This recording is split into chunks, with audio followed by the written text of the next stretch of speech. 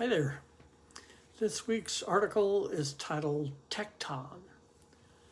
The question was meant to discredit him when someone in his hometown asked, "Isn't he the carpenter's son?" The neighbors couldn't believe he could have knowledge and power as a lowly carpenter and as one of their own. In tiny Nazareth, there were maybe a few hundred people. Virtually all men were farmers with little plots of family land.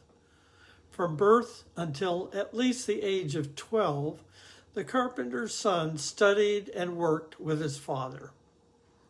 Joseph, who is not mentioned again in the Bible after this, is likely that for the next 18 years, Jesus worked as a Tecton. We see Tecton translated as carpenter.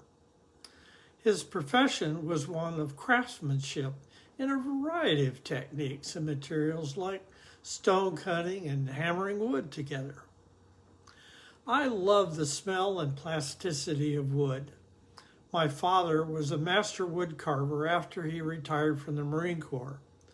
Though he had been teaching me since the age of 6, I learned more in his later years about routing, sanding, assembly, hand carving, sandblasting, and aging.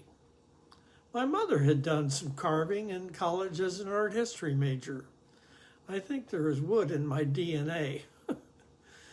Though it doesn't say so, it is likely that Jesus and Joseph worked on building projects in Sepphoris, a city about 4 miles from their Nazareth home.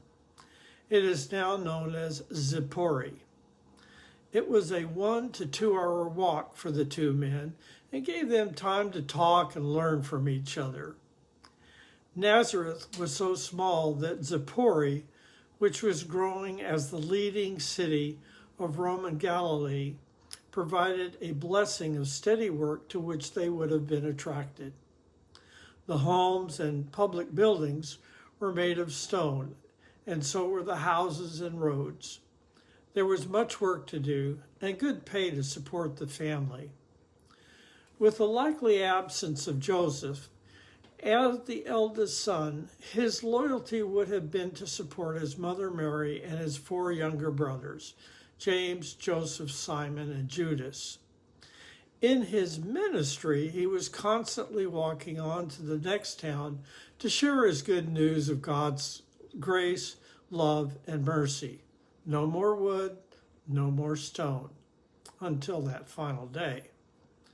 There, they hammered nails to pin him to his cross, made of wood.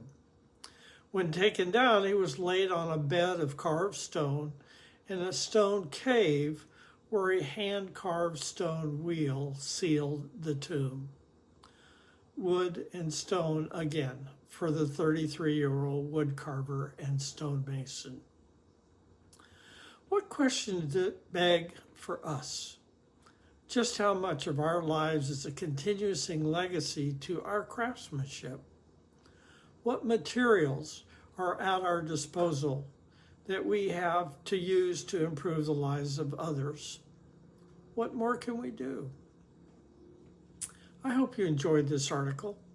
If you did, click on the thumbs up like button down below or subscribe where it says subscribe below my picture off to the right.